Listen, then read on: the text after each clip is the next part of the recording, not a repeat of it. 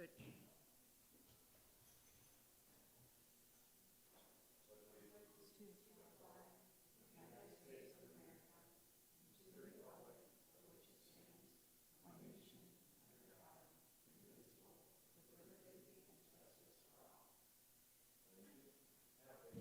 All right.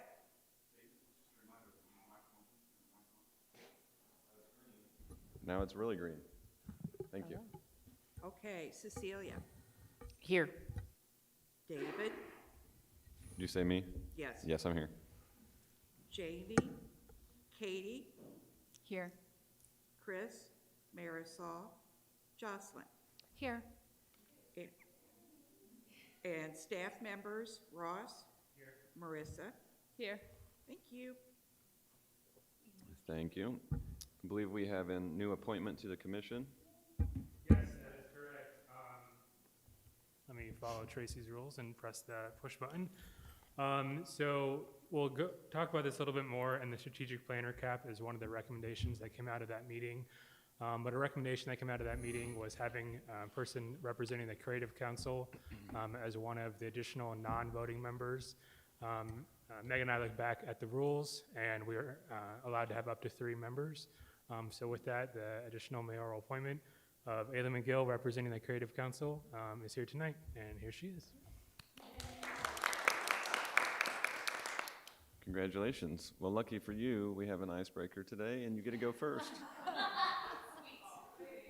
So it's an easy one, though. So what is your favorite place to visit in Fishers, or activity to do here locally?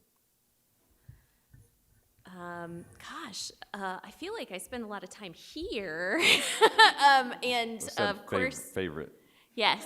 Well, the art gallery is such a wonderful spot here. But I probably would be lying if I didn't recognize my Conner Prairie roots, that I don't hang out there as much as I used to, but there are a couple of spots on that property that are absolutely gorgeous and wonderfully historic, and probably my favorite places to be. Perfect. Thank you. We'll just go around. I have to say Richie Woods. Richie Woods? Okay, perfect. Well, with no kids, I'd say the Fishers District right now, with all the restaurants, and then with my daughter, Headless Horseman. That's like our family tradition. It's so much fun, Conner Prairie. Perfect, thank you. I was going to say the same, so Fishers District, but also the Maker Playground is really cool when you walk in there and you see kids learning and all that you guys are doing, so thank you. Oh gosh, for me, I work at the Eller House on the 2nd floor, and I love the view that I have out, and I also love just being out and about with people gathered. So tonight at the amphitheater, that's awesome, and parks. The one thing I'm gonna mention that is on my Fishers to-do list that I haven't done is the balloon ride at Conner Prairie. So for those of you who haven't done that yet, I think we should all get together and do that, because that is on my bucket list. I would have to agree. I love being at the AMP. Yeah, it was just when people are there, when people are not there, I just love the feeling of being around that. But I think a close second really is Hub and Spoke. And I feel lucky to be able to work there every day, and it's a beautiful spot. And then seeing people in the space in the Maker Playground is really cool too.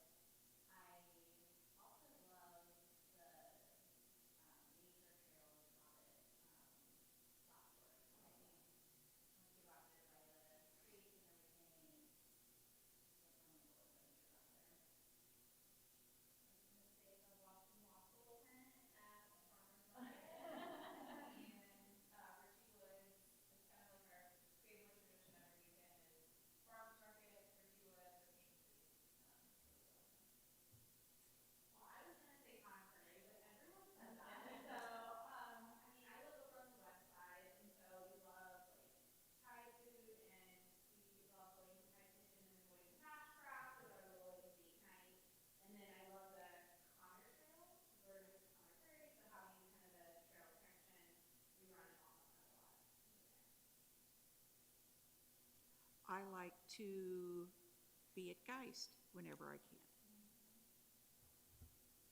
I would say if you'd asked me 2 months ago, I would have also said Flat Fork Creek Park. But after the 2 legs of the Nickel Plate Trail has opened, even though it's just blacktop, it has been so exciting just to get out there and like see people use it. It's officially open, so we're not like looking at them. They're not trespassing anymore officially, but it's just really cool to see people interact on there. There was a Tuesday night concert. We went for a walk, and the amount of families that were coming out of neighborhoods down the trail to the concert, they didn't get in their car, they walked to the concert. It was so cool. So I'm surprised that made it all the way around.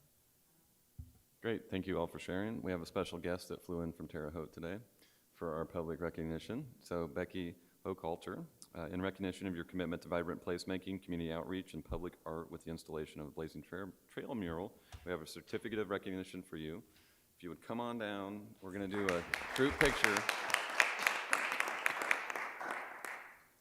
Group picture.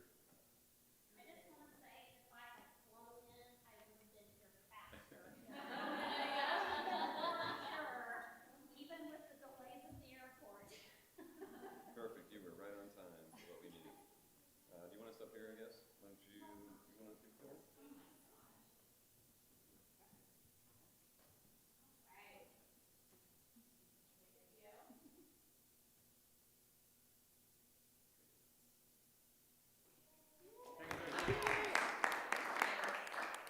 See you tomorrow, ribbon cutting.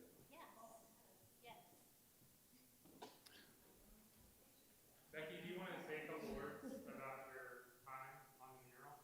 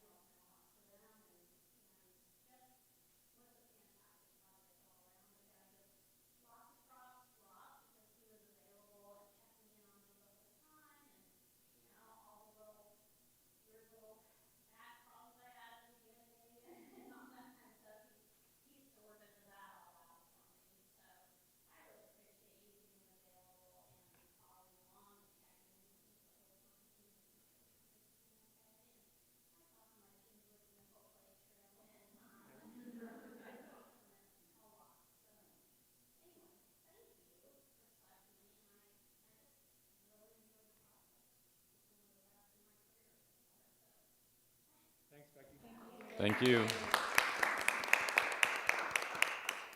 All right, moving to the consent agenda, we've got the approval of the previous minutes and a couple reports, actually one report, the fiscal report. Do we need to move any of those to the regular agenda, or are we good with consent? Good? Can we get a motion to approve the consent agenda, please? So moved. Second. All in favor? Aye. Aye. Thank you. Old business, moving into the fiscal report review. Ross, can you pull that up there for us by chance? Yes. Gave away my clickstrap. Uh-oh. That's okay. So hopefully you guys looked at the budget, but we had basically $238,000, $238,500 in the budget for the remaining gateway feature. And we wanted to just open a quick discussion. Do we feel that those funds will best be spent on a gateway feature, or should we look at some other options within the community? And just from a staff perspective, we did go ahead and reach out to Hitchcock Design, which was at your guys' suggestion, to do 2 to 3 concept plans for that location in front of the Qdoba and Starbucks strip would be around $17,000 for the concept. That's not construction documents at that point. So that's kind of an FYI from that perspective. They are willing and are very excited to move forward with that project if it was under the Art Commission, or the potential of it being in a different location, whether another project the city was putting on. I'd also touch base with Ailey, I think last week, about potential options along the trail for installing infrastructure, like the non-sexy part of art. There was a project with, the Da Vinci Pursuit, potentially putting in a structure along the trail underground that would allow for kind of a traveling sculpture exhibit. Each one of those installations would be around $3,000. So do that times the amount, and again, that would be for the infrastructure. So that's another option that we've talked about in the past, if you wanted to start looking at something along the trail or opening up for another RFQ or other projects. Thoughts? So we've paid in full for all the services and everything that we previously incurred for the original design, and so everybody's made whole if we were to switch, right? Yes, yeah. Okay. We have paid in full for what was contracted out with Hitchcock, so that is complete. We do now have construction documents for a potential gateway feature in the future, with a lot of those limitations that we'd put on that NDOT required. The ones that we were talking about was a different location, would be kind of a new project, start from scratch. Is there a time issue we need to consider about utilizing the funds before the end of the calendar year? No, since those were tied to the minor Needham, right. The sale of their building, there's no time limit on that one. Okay, so there's no rush at all, okay. What would you say is the city's priority, or are there any like priorities in terms of like a gateway project versus like starting some kind of structural things on the trail, or? I think as we're looking at, to Ross's point and everybody's point earlier, everybody is utilizing the trail already, and it's really not even been activated with any of these nodes, so I think it'd be a great opportunity to leverage some of those funds there. Do we have kind of a statement feature gateway?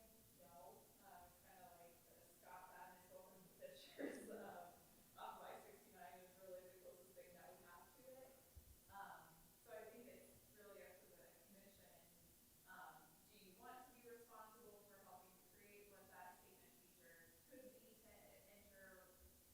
go the nickel plate trail route and look at some creative options? Or to Joss's point, there is no rush. I mean, it could be called and open for a later conversation, because this isn't money that'll be taken back. I'm not opposed to holding at all, but if we find a good project, then I think obviously move forward. But to me, it seems like the more people we can impact and provide a better experience, the better off we're going to be. And so for me, I think the trail is that versus a gateway. Like, people are going to drive by, great, I'm in Fishers. Whereas if they're on the trail and they have a better experience, then to me, that's where I would like to see the money go. I agree, that's more meaningful, I think.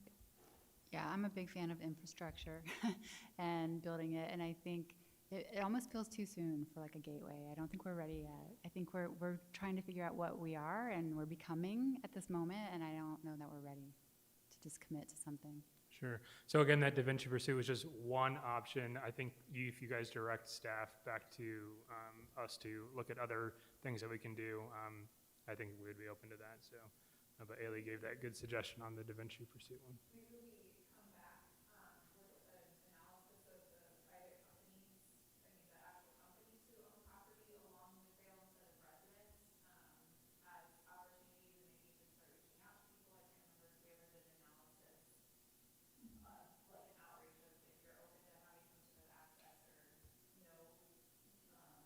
Okay, maybe we circle up on that and get some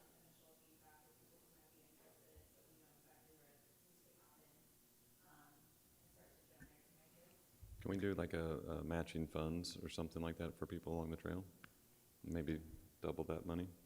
Yeah, because I think that as much as I love the infrastructure piece and want to see that happen, it would be even more effective if we can put then something on at least one of them when they go in. Maybe it's that, maybe we do the infrastructure and then the businesses bring in some public art for it. So I agree with all my colleagues on the commission so far, what's been said. So we did have that as a voting item. I think if you just gave the staff direction, I think we can take it from there. So thank you very much. Thank you. Great.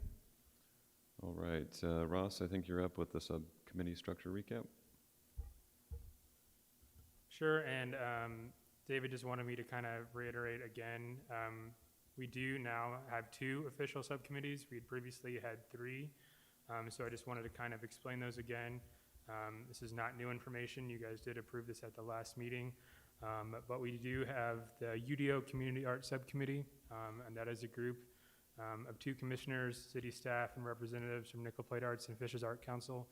They review projects that are required by the City of Fishers Unified Development Ordinance. So if we have a development that is offsetting something, a standard, and we're requiring public art, then it comes to this committee for review, and then it goes, you guys get there's no recommendation required for the full commission. It's more of an FYI from that perspective.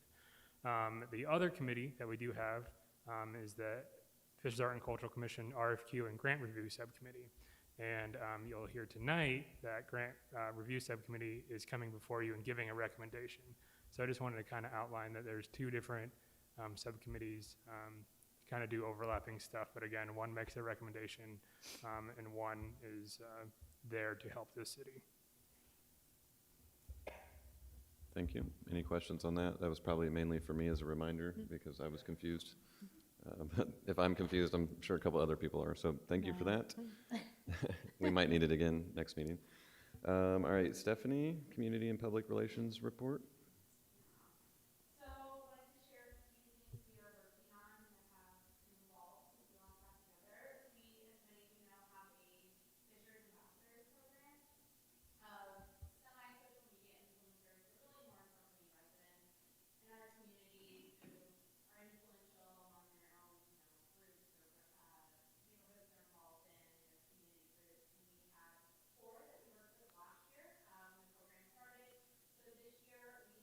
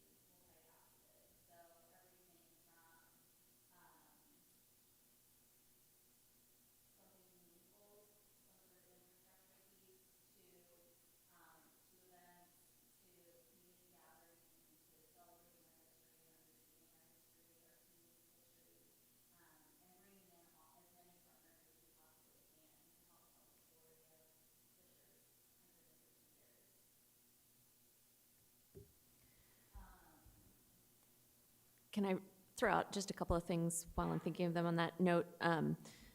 We should also remember that the county's bicentennial is 2023, so we might want to think about how those interact.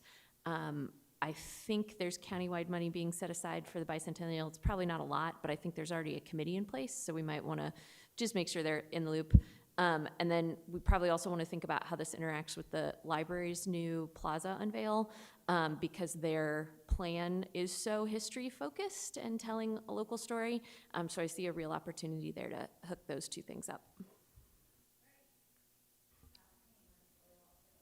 I'll mention too, there is a Fisher's Historical Society that has started.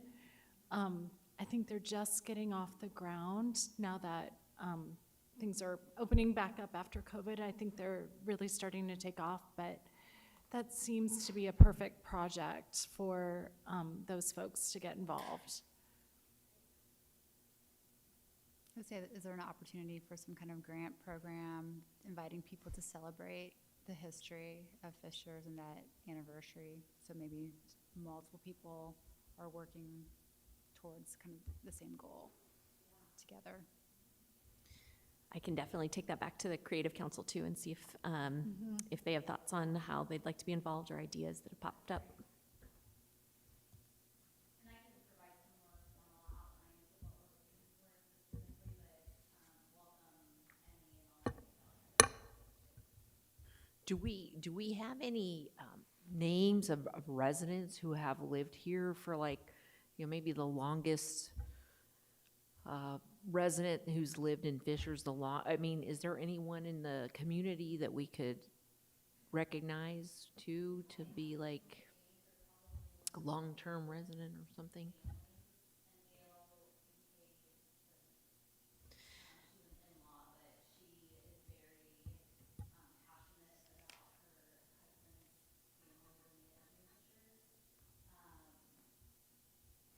If there is any way to tie into the house, I don't know where the house plans are, but that's a cool link too. Or maybe an oral history project. Some of the high school kids or some of the school-age kids, that could be something very interesting for them. Maybe the mayor's youth council, or I don't know. There's a lot of great partnerships, I think. You know, a lot of people that could be part of this. Can I ask a quick question back to the plaza and the Key to the City artwork? What is the relationship or role of the Arts Commission to that project? Is there one, or is it just separate? Currently there is not. There could be, depending upon your interest of being involved. So whether it's, you know, I know that Arts is currently planning for programming in terms of the music for that pocket area for next year when it opens. But whether it's partnership on the mural that gets put there, or it just is part of a grant program that the commission has. I don't know how that would necessarily work, but you know, I think we're all open. It's early enough on in the process that, you know, any partnerships could be possible. And I think that kind of ties into the broader question that Ashley posed of the direct guidance and how we should ask the Arts and Culture Commission for ways to get involved with some of these opportunities. So whether it's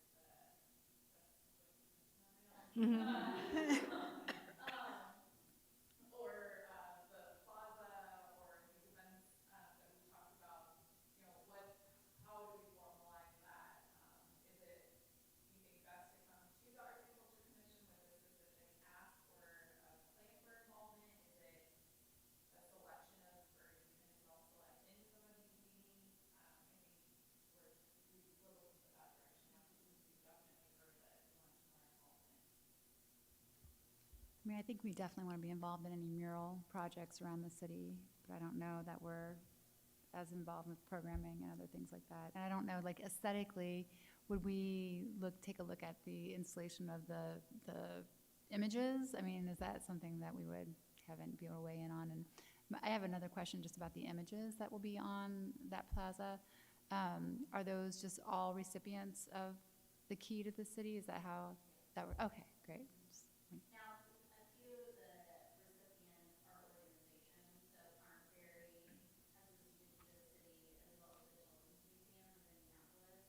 And so those we probably go a little bit more creative on with that image is, but everybody else is individual. Okay, thanks. Is there a way we could help with activating that space, that entertainment space? Is that something like, will there be some money for grants to activate that space?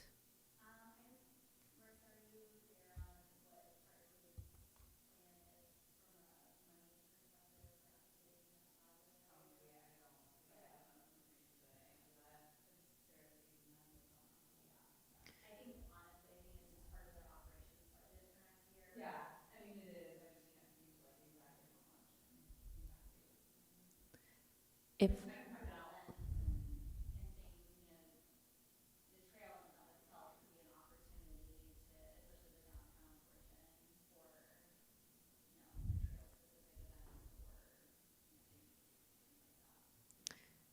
If I could suggest what seems like could be parity for me is if there is, for other public art projects, the committee gets to review them in advance and give some suggestions.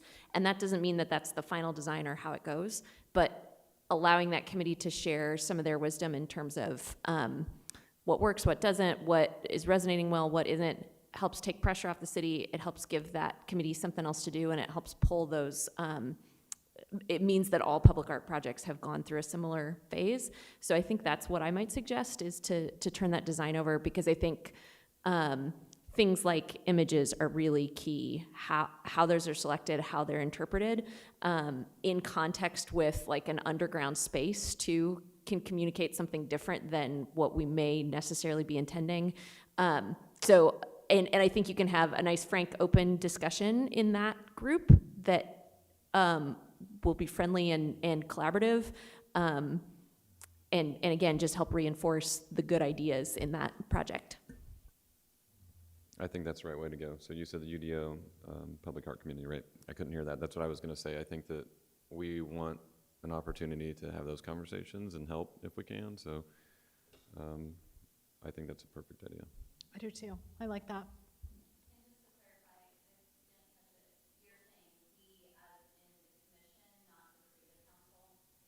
Correct. Sorry, I did not clarify. Right. Let me put on a different hat. Yeah. Yeah, but the Creative Council could still be involved in these conversations, and that kind of all rolls up. So it would make sense, and they could bring those opportunities to us, and then they can go to the Creative Council to bring more feedback, and now we're being more collaborative that way. So I think that's a perfect way to do it.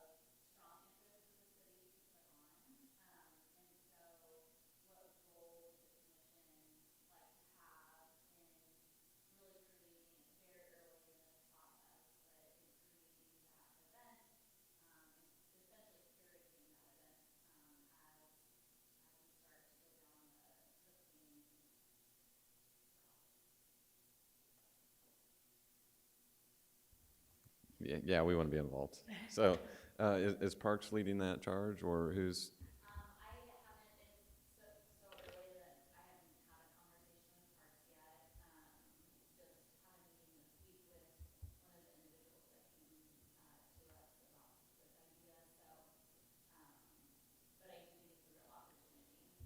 I'm thrilled to hear this. This is really good. It totally links with what the Creative Council has been talking about for months. So this is a great opportunity to really integrate, what you're hearing from citizens and getting them looped in the Creative Council and getting the Creative Council's ideas. This could be great. I'm worried about like this fall, however, but I love that. I love that drive and the concept and the spirits. Exactly what you've been hearing, right, Ailey? Absolutely. They, for one thing, the last meeting had a lot of emphasis on looking at the season of an arts calendar in Fishers and trying to figure out what those signature events are. And that idea of an arts crawler. What is that arts thing keeps coming up over and over again. And I think if we can carve out space in this event for their wacky seat of the pants ideas, which I know can sometimes be hard, but I think they will fill that really well and be excited about it.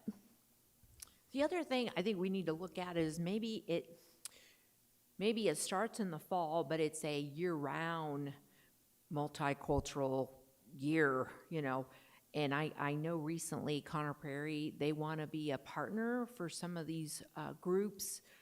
Like the Indian community, they have the Holy Colors Festival, and so Connor Prairie has the space to be able to hold, a nice big color festival in March or April. So, in a way, it could be a year-round, not necessarily just one event, just where you're highlighting different cultures throughout the year or something. I don't know. That's I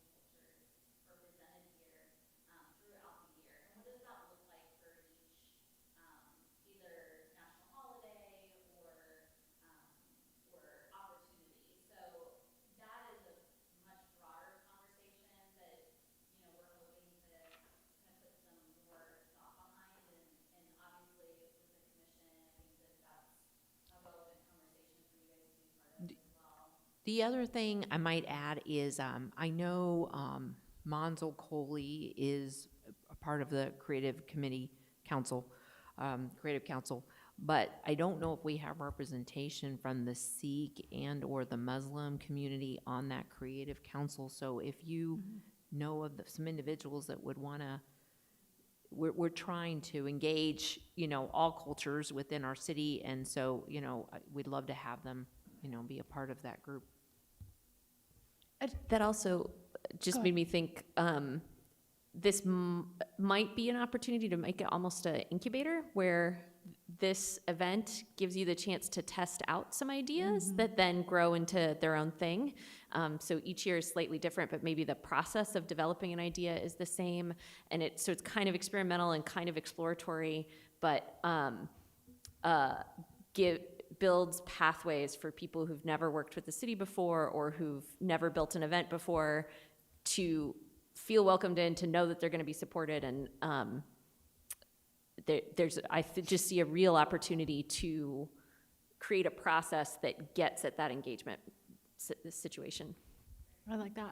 I just wanted to echo real quick, both Cecilia and Ailey's comment.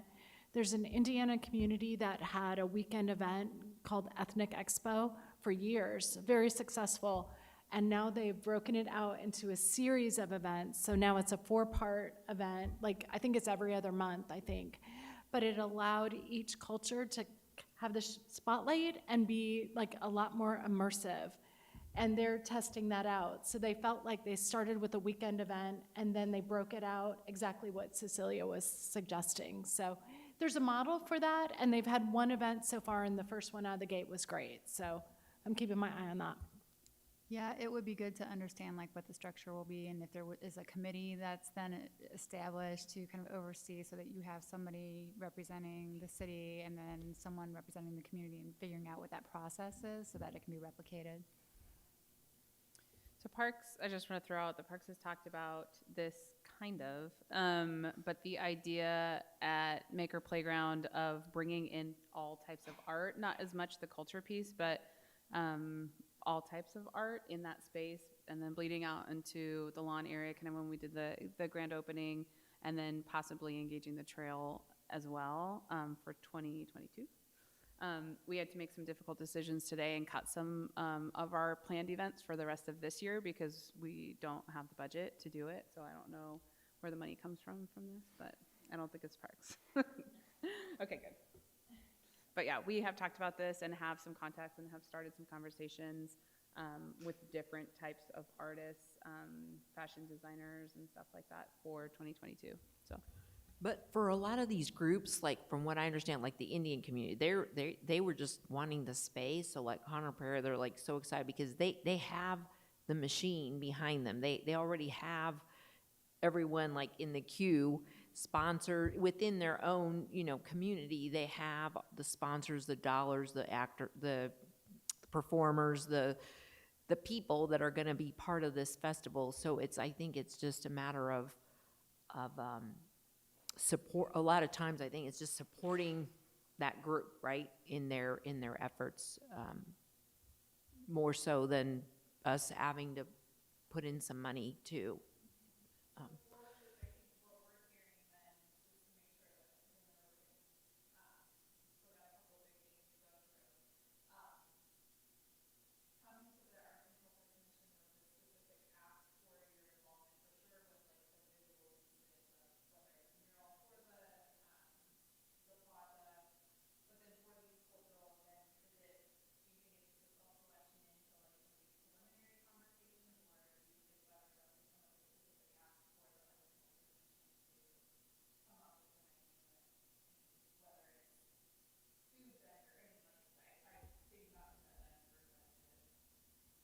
Well, my suggestion would be, I think exactly like Ashley has done today, which is present, okay, there's this opportunity.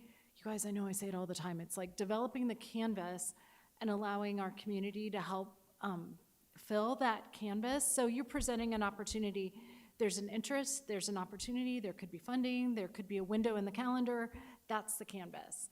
And then if this team with the Creative Council, and that is an important component, can help with collaboratively with staff, like develop how that canvas is filled and presented to our community, I think that would be an ideal relationship. What do you think, David? Agree 100%. So I was going to say thank you for the opportunities. Thank you for the collaboration. And it's neat to me to see the puzzle pieces start fitting together between the Creative Council and what we're doing and what you guys are doing. So I think we're on the right track, and I think it's that. We're probably just going to need to have some extra conversations in the beginning to see where we all kind of fit. But I think that suggestion is perfect. You're welcome. Did you have any more?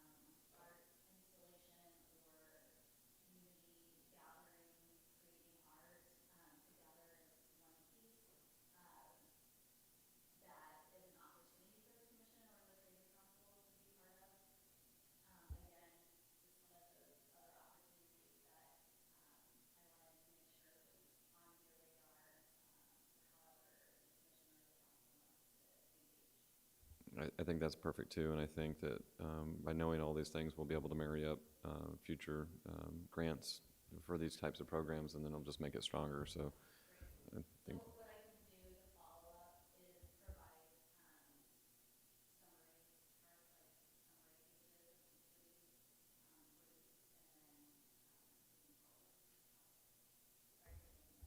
No, it's all great information. Yeah, thank you. Thank you for getting the website done and putting up with me through that. So thank you very much.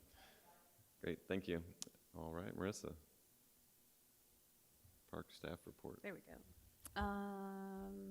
So our makerspace, we are doing a soft launch starting on Thursday of this week with 30 memberships. We have not sold any memberships to date. We're still waiting on a few minor things to be buttoned up, a couple small things, but we haven't felt fully ready to open it up to everyone yet, so we'll do a soft launch on Thursday. There are about 30 people that are kind of jumping at the bit to become members, and so we'll let them go through that process. We'll work out all the kinks with our registration system, and then we hope in the next couple weeks to broadly launch out our memberships.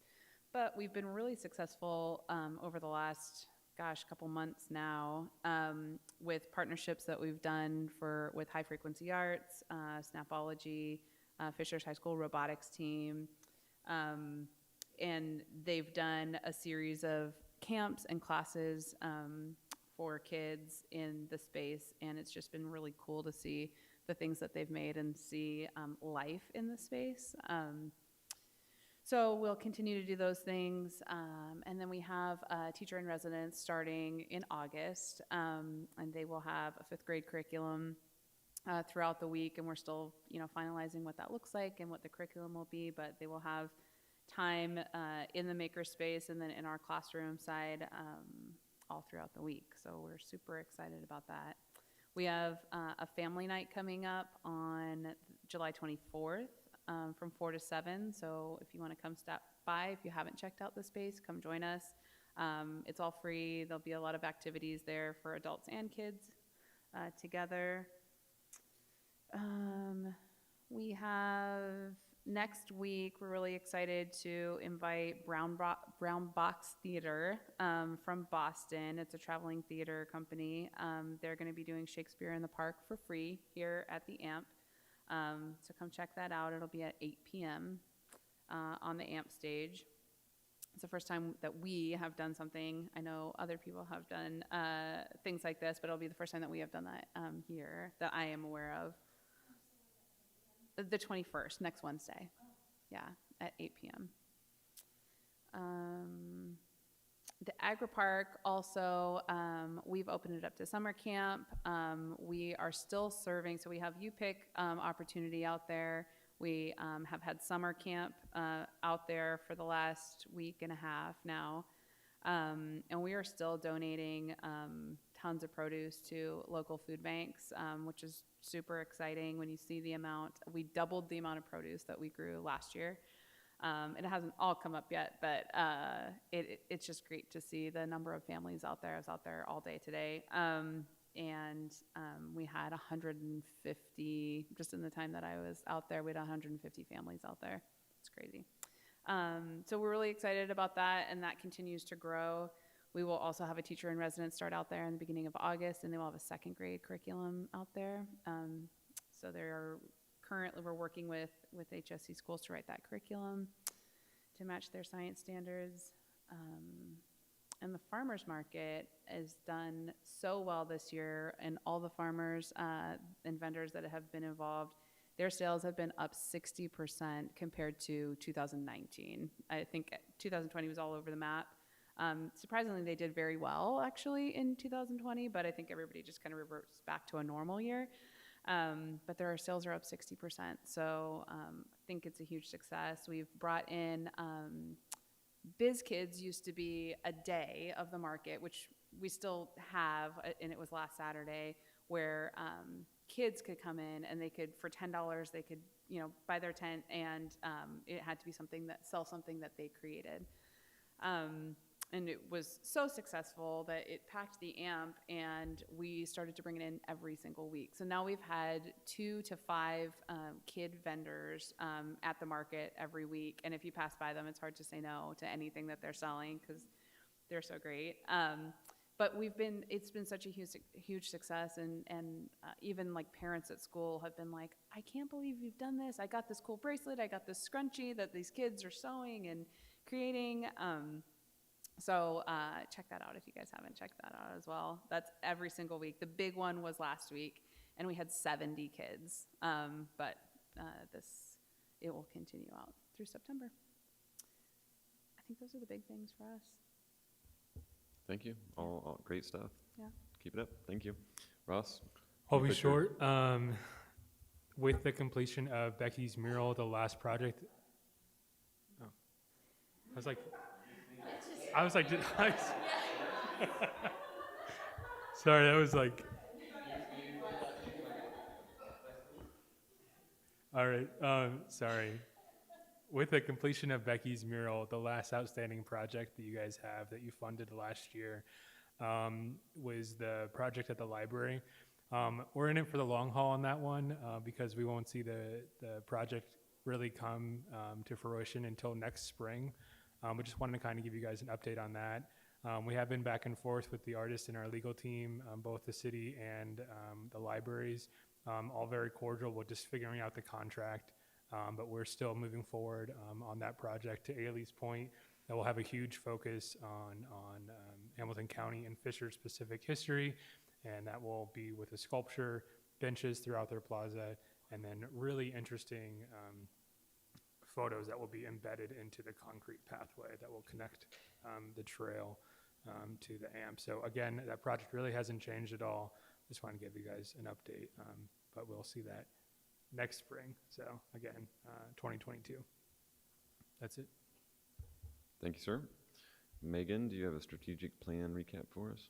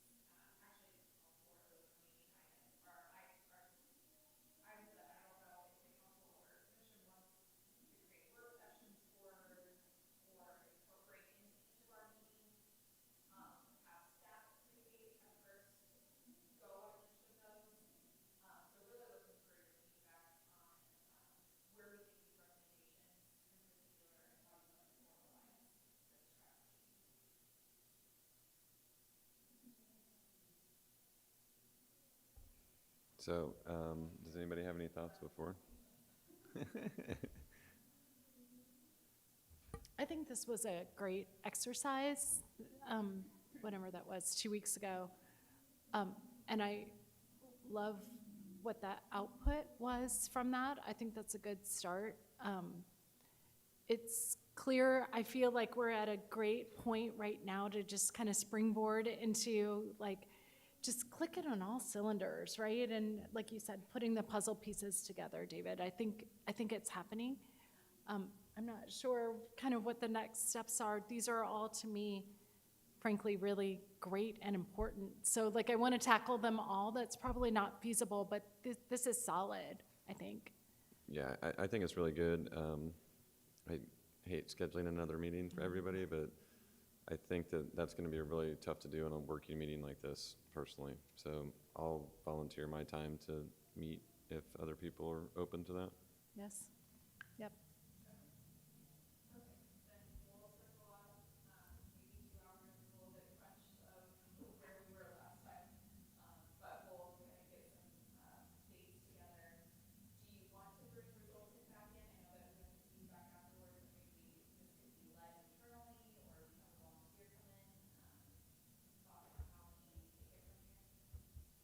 Do we know how much they're charging? So they charge 2,500 for the city, so we paid for that, and that was just for our 2 hour plus the follow-up document. Does anybody have a preference?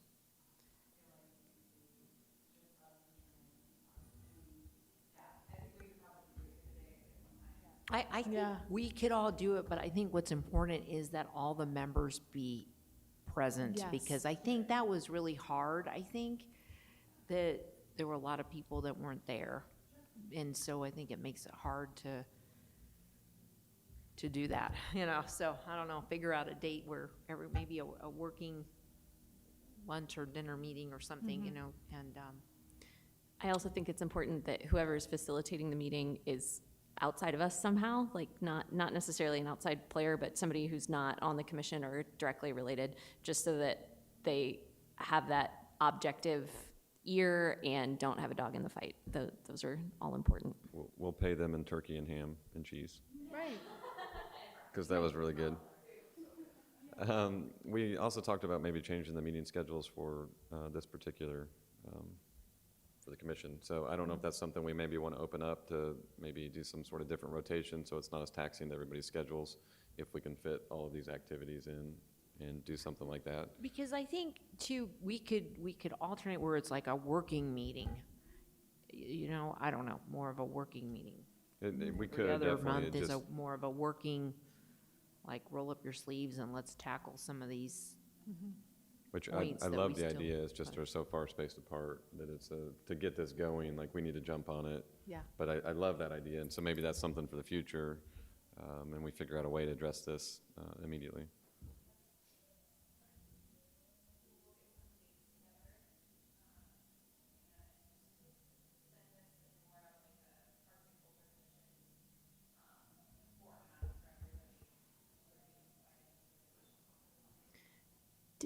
I may be making this up, but I feel like back when the commission was first being formed, one of the reasons it was suggested to be bi-monthly was because in the off month, there would be committee work. And we've structured committees differently, but I feel like we've got a gap between what these meetings are for and what the existing committees are doing. So I just want to point out, I think that was part of the deal originally, was work in the off months.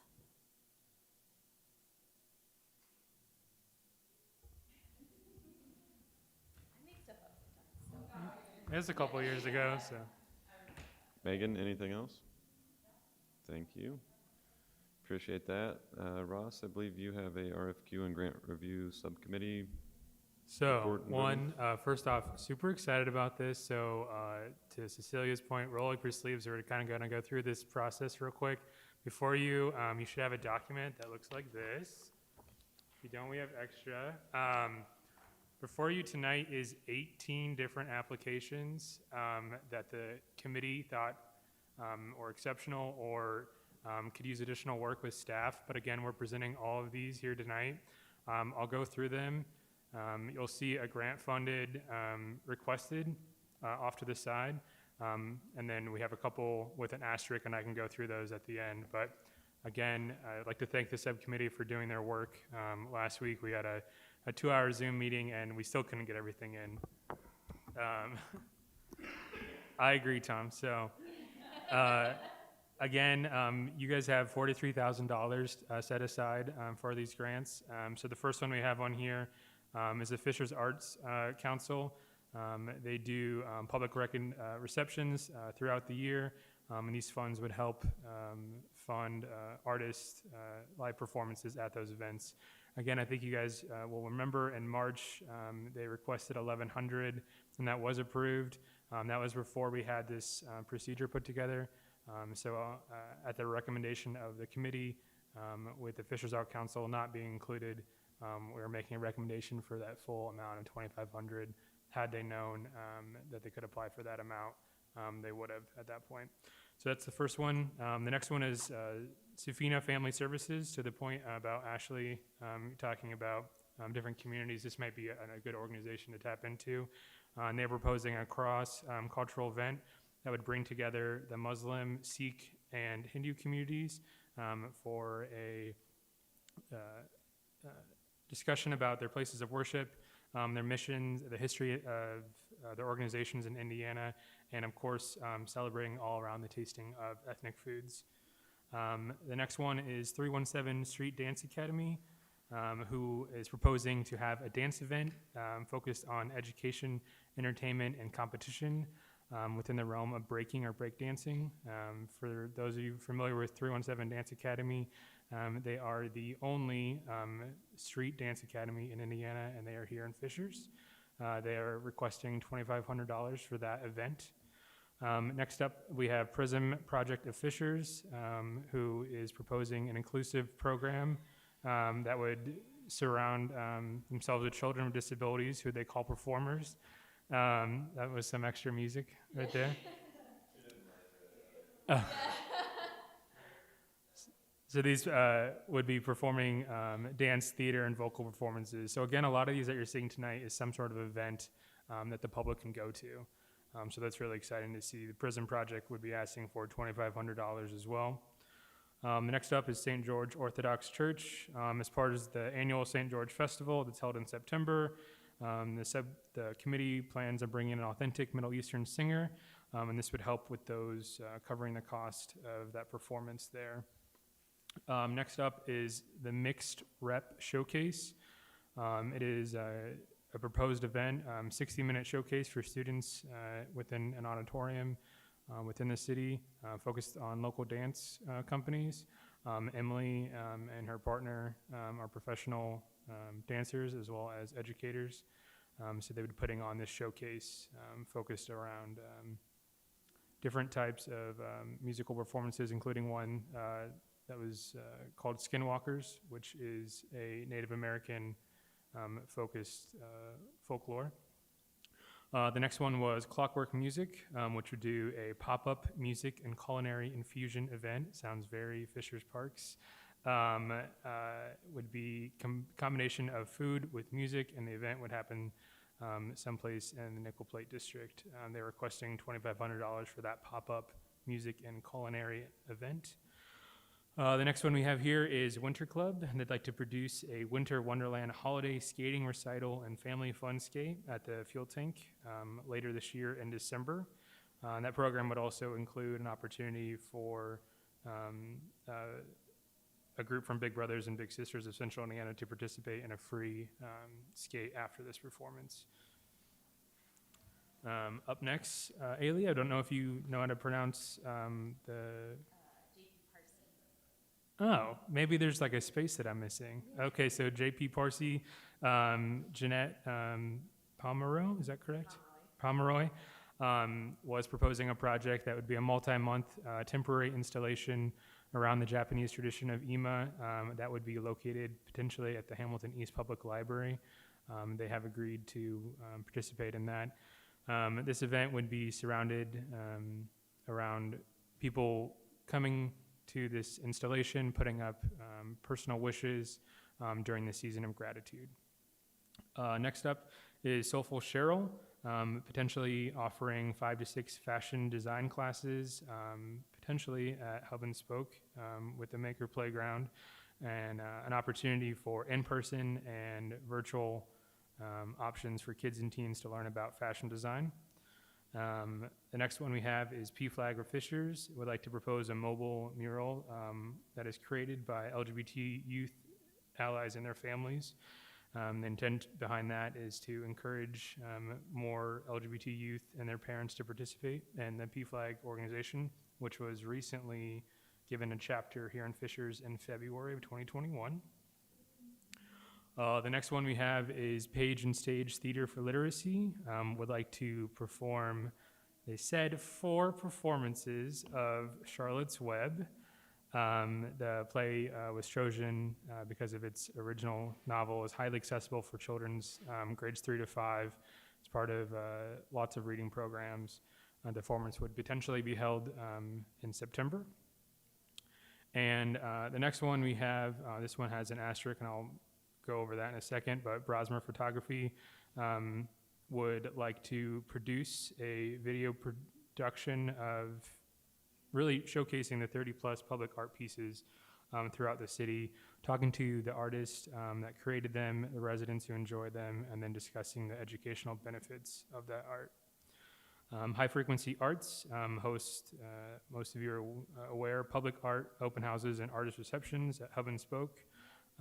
During these events, they partner with Hub and Spoke, Nickel Plate Arts, and have 60-plus artists sometimes at these events. Bruce Lowenthal has proposed a project, an art installation of street signs that would encourage people to have mindful and interesting thoughts behind them, potentially located somewhere within the Nickel Plate District. The Gin Lee Music Academy is proposing the establishment of a Fishers Children Choir, in which case they would potentially have a winter showcase in November or December. They're proposing this as a way to grow the youth focus on music and singing as part of their curriculum at the academy.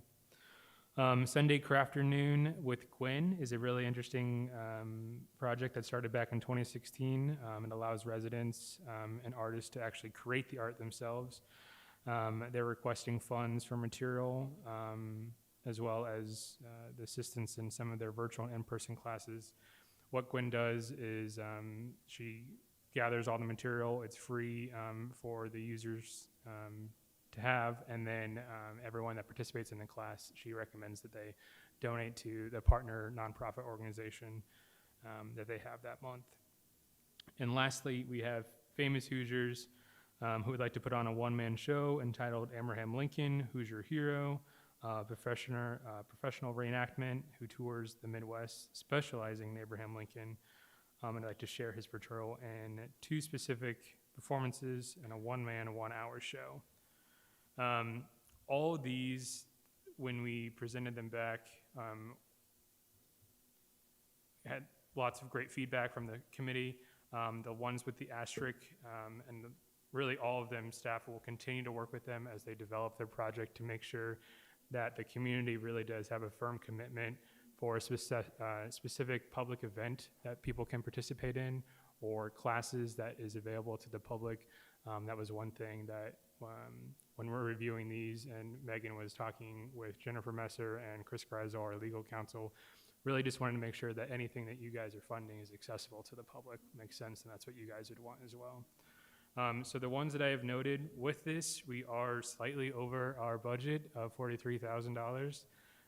So staff is recommending the ones with an asterisk, which would be the Brosmer Photography, High Frequency Arts, Bruce Lowenthal, Jane Lee Music Academy, and the Sunday Crafternoons with Gwen would be funded at 90% of their grant requests, in which case that would take you guys up to $42,925, which is $75 under your allotted amount. Build interest on that. Yeah. So with that, that does, if you guys would like to approve those. That does give you 18 different projects. A lot of those that can continue to grow, but I'm happy to answer any questions. I just want to say congratulations on running a really great process. It's Yes. exactly what we wanted to see, and I'm really excited by all the applications. Thank you. Thanks. Yeah, I totally agree. This was a great process. You guys, I am thrilled with the applications, the number and the diversity and variety of the applications.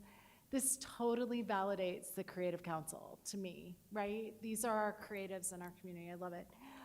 I just had a quick question. When you just went through the ones that are at 90%, Sure.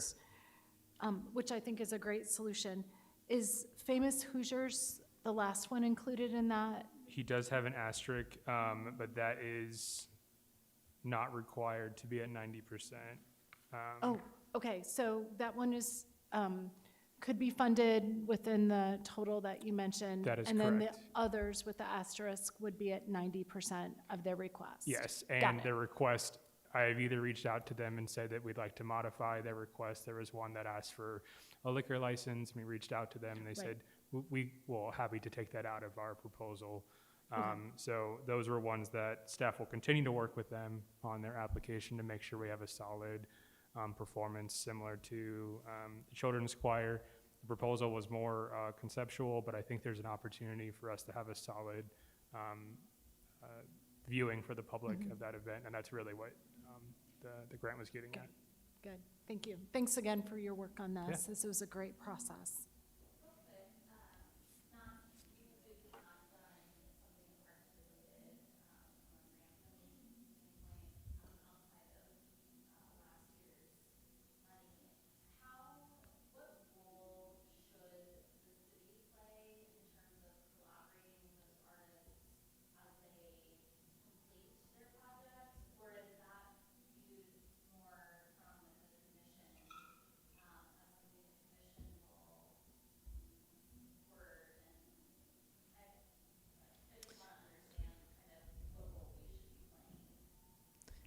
When you say city, like, which part of the city? Like, from, This keeps coming up that, and I know you came up with your goals, but like when we say city, everybody kind of puts up in the middle, like, where is park, big park, private city, is city, parks, you know? I guess I was just speaking like in general, I guess. So if it's an event, is that a commission-sponsored event? Is that a city-sponsored event? Is it, if it's an artwork, is that something that, you know, we would coordinate, you know, media around? Just curious to see I mean, I think that, how close the grant awardees are tied to or should be tied to, you know, our content calendar essentially. I think since it is city money, I think we do need to partner with all of these, and that would be a great help, I think, in helping to promote these events, since we are using, you know, city money, taxpayer money, to fund these events and provide more diverse and unique art and culture opportunities, you know, so social media, helping to promote, maybe even requiring all of these groups to submit pictures or something. It would be nice to have like a video montage or something that we could. So just to break in, part of the grant program included, they have to give a report at the end, and we have not identified exactly what's in that report. We need it to not be onerous, but I think that's where those images come in, and we probably need to clarify that in the money granting process, so that they're not taking money and then finding out afterwards that they didn't do what they were supposed to do. I also think technically, the city isn't on the hook for anything other than giving the money. So it comes down to what the city's capacity is. And I think we would be missing huge opportunities to not tell these stories, but I don't think you guys need to be feel obligated to knock it out of the park on documenting everything and get, you know, the first time around. The cool thing here is you said you wanted to do something, show us what you can do, here's the money to do it. My concern is I think it puts a lot on Ross's plate, at least in the beginning, to communicate with all these groups how it's going to work, what the expectations are they getting it done? And I think that's where we may have to provide more support to Ross in that follow-up and communication.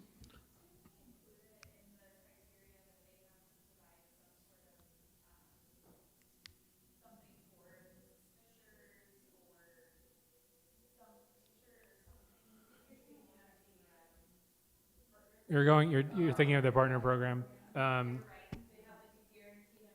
Yeah.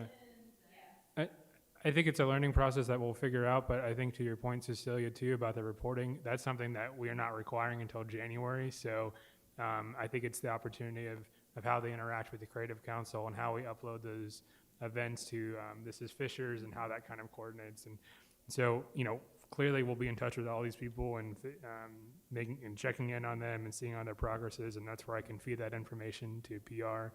I appreciate the non-obligation kind of part of it, but I think that we'll figure that kind of out along the way. But I think to your point about reporting, we'll get that in January. The event, if it's in September, it's only good for data collection on our end.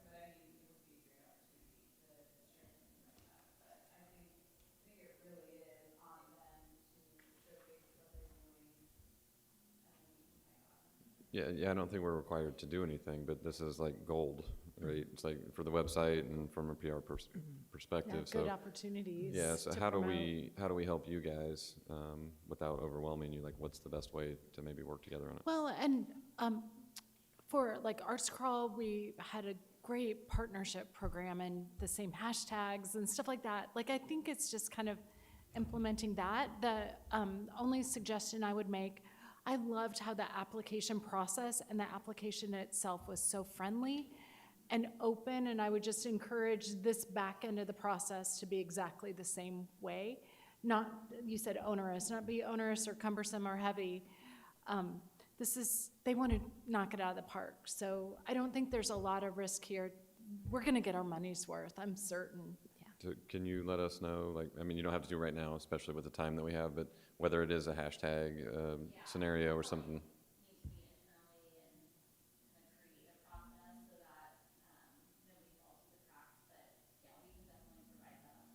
Okay, great. Awesome. Do we need a vote on this? Absolutely, yes. Okay, so how do we need to approve this one? Just as recommended? That would be fine, yeah. Okay, so can we get a motion to approve the grants as recommended by the city? So moved. Second. Any discussion? All in favor say aye. Aye. All opposed? Motion passes. Good job, thank you. That's awesome. Very cool, thank you. Ross, I think, are you also up here? I'm gonna try Yes, to so kind of push Marisol us a little is bit, so- not here. I would like to thank everyone for participating in the survey that was sent out, I think, a couple weeks ago about the partnership program. This is coming a little later than we expected, but thank you for pulling that up. But again, at the direction of the commission, Marisol, myself, and Ailey met and continued the discussion on the partnership program. This program is an opportunity to leverage existing partnerships. We really all know that. The one thing that's been interesting too on creating this potential pilot program is a lot of these partnerships have existed for a long time, so we're kind of playing catch up from the commission. But this perspective, they're recommending 7 here tonight. And the one thing that when Ailey and I met also with Fishers Art Council is highlighting some of these partnerships on their own.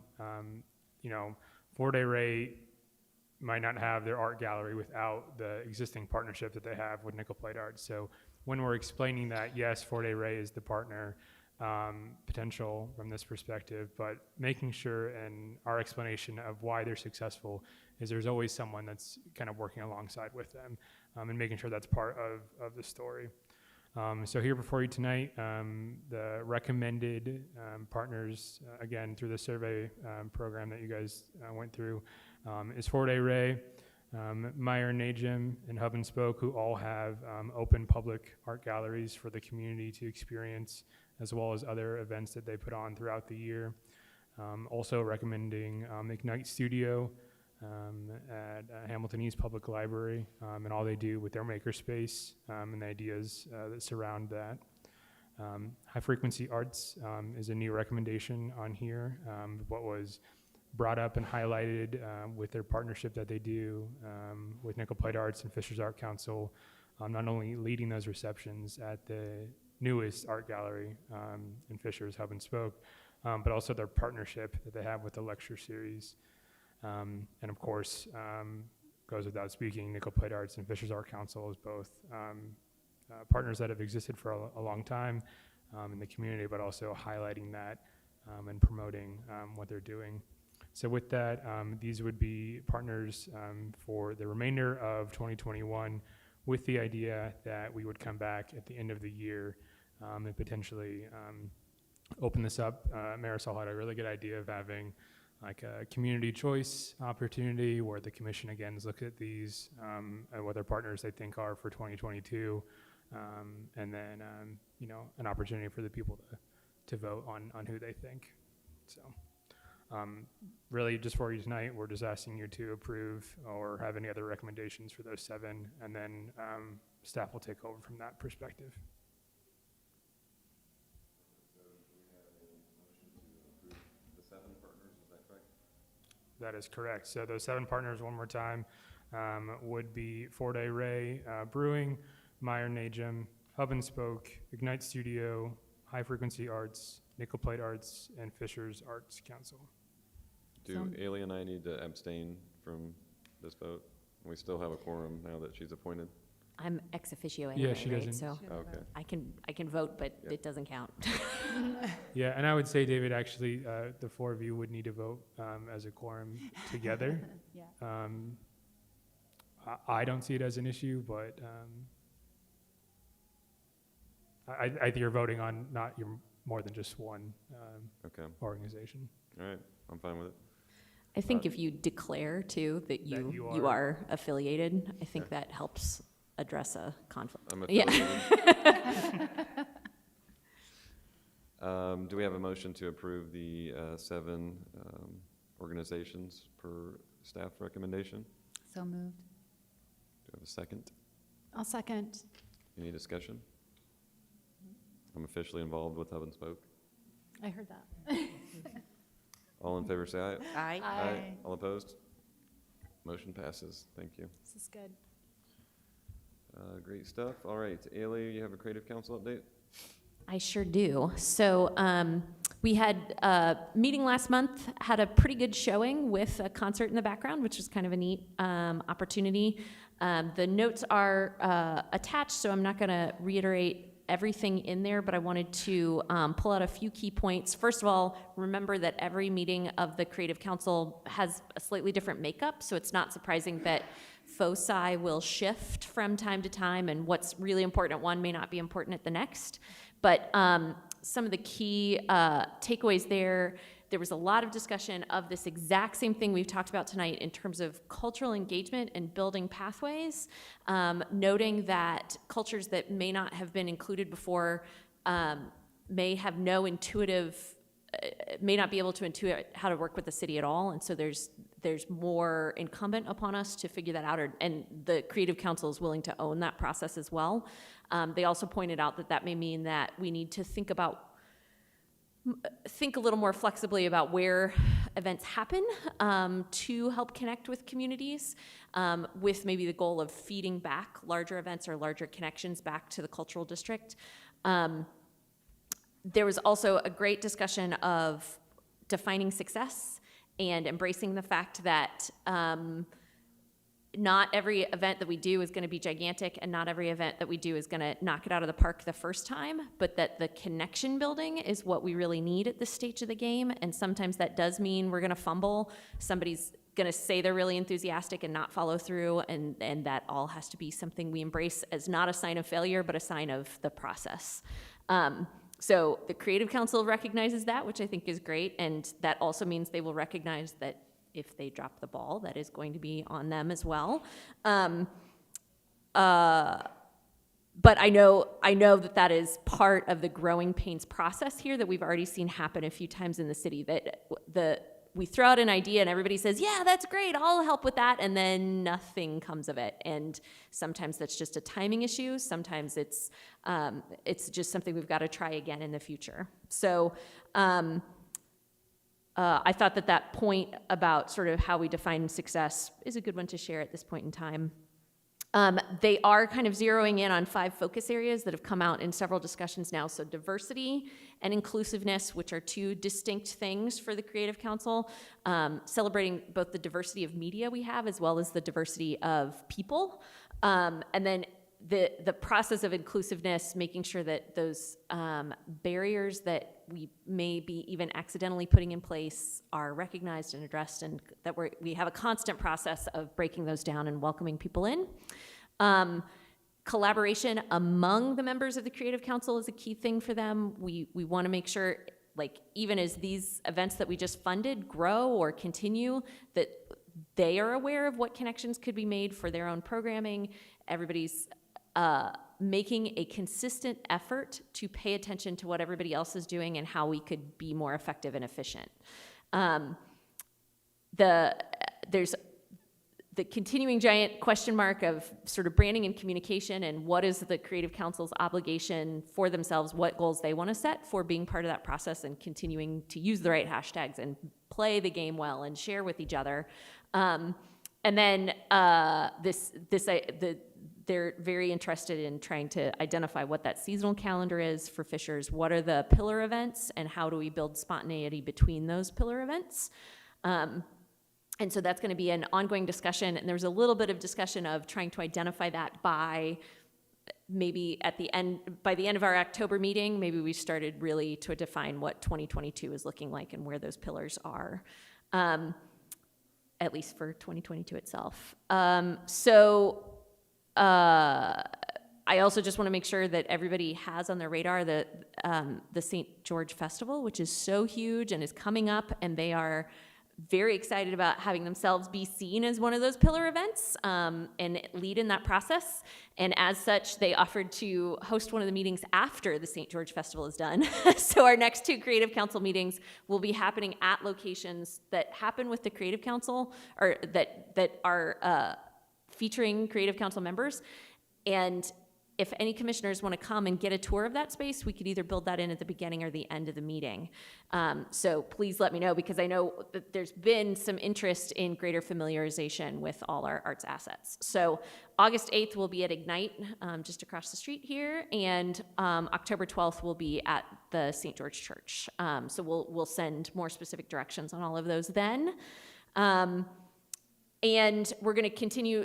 I shared a chart that Steve Lozier gave us to work on to help organize our goals and our thoughts. I have not received any feedback yet on that from the Creative Council, but I just sent it out. So I'm definitely interested to see what the response is, and if anybody pays attention to it, or if they feel like I captured where we're going, or if we need to step back. So they are very eager to participate in all of these things, and I think I see paths coming together really nicely right now. So it's exciting. Thank you. I do have an item to add here, some sad news. So Jamie had to resign from the commission, unfortunately. So just wanted to be known that we appreciate his efforts, and we're definitely going to miss him, but life as well. He's just got a lot going on, and probably we'll leave it for now. So wish him well. If you see him, maybe send him a message and tell him thank you for his service.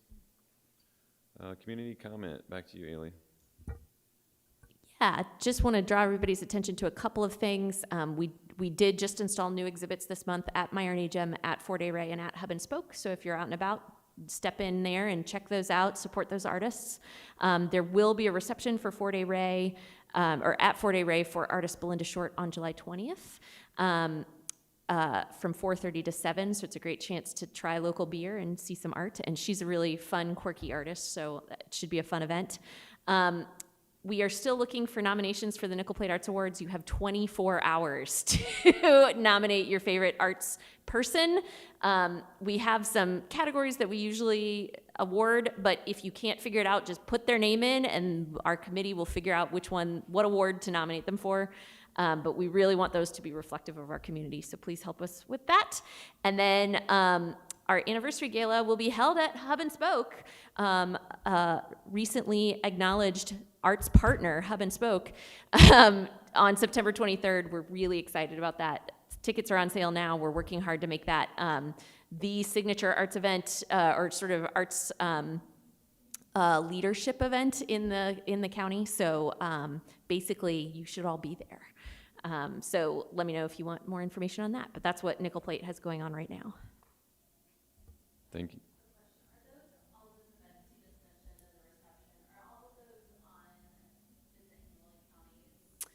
They're supposed to be, yes. Yes. Thank you. Mr. Tom Rich? You should have the one document that was passed out, so I'm not going to spend a whole lot of time going over that. Just would like to draw your attention to our signature event, which is coming up in August 22nd, Art on the Prairie, in partnership with Connor Prairie Museum. We reached out to Star Bank to provide for, as you did, music, ask them to do support for the music, and they're looking at that right now. My tenure as president will end December 31st, and then we'll move on to somebody else. So when I tell you these things that I'm doing now, subject to change as of December 31st. I think our priorities are going to be the art gallery, February, embracing Black culture. We were able to get, thanks to some help from Haley, who's been a tremendous supporter of Fisher's Plate, an $8,500 award, and that will be used for February and also for some other throughout the year, so that it's not just a calling on in February for embracing Black culture. We'll continue to do March awareness for those with intellectual and developmental disabilities. We are increasing our funding for senior showcase. Star Bank has agreed, I think, to put us up to 3,000 because we've added a new category. We will now be adding 3D art. That's something we wanted to do. Our jewelry exhibit will continue, and we're hoping to introduce a new December. How many of you remember Jill Dittmar?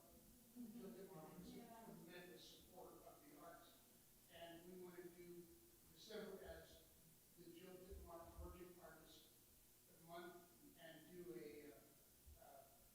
an award for that. So we're reaching out to different partners to do that. One of our biggest events that we had this year, and it got cut up, was the Art and Card Show. We had so many people excited and there that night. We had over 500 people there, and just that short period of time. And the artists, even though they weren't there all the time, were excited. Said, "We'll do that again, are we? We'll do that again, are we?" And the car people were again really excited about it as well. So again, we see our role as bringing money into the city because we're going out after grants, and then to support what you have, because you only have limited resources, so that we can continue to support what you're doing. So the car and art show, Spark of Creativity, Art on the Prairie, Harvest Fest, which we're getting a lot of response on that as well. And we did reach out, just so you know, let's say, to Janice, Outside the Box, and another group to give them free space at Art on the Prairie because for their art programs. So that's what we have right now. And again, you guys are amazing. This has really gone well. You have a really good support staff here, people who are willing to reach out and do things. And I know that Ashley and some of you know, if you email me, I still run a business, so you're going to get an answer within 24 hours, most likely within an hour. So, don't be afraid. If any information you need, I'll get that. Thank you, everybody. Thank you very much. A lot of great stuff going on. All right, couple announcements. Guess that's me. Ribbon cutting for Blazing the Trail tomorrow at the Fishers Police Garage at 10 a.m. So hopefully we can see you guys there. Ailey, we've got a Creative Council meeting coming up on August 10th at 6 to 7, from 6 to 7:30. Correct? All right. Okay, so we might need to revise that. But we're a little bit over time, so I apologize for that. But I think we got a lot of great stuff done and feel like we're really moving in the right direction. So thank you guys for all your effort in making art and culture an integral part of our community. With that, I'm going to make a motion to adjourn our meeting at 7:47. Do we have a second? All right, all in favor? Aye. Bye.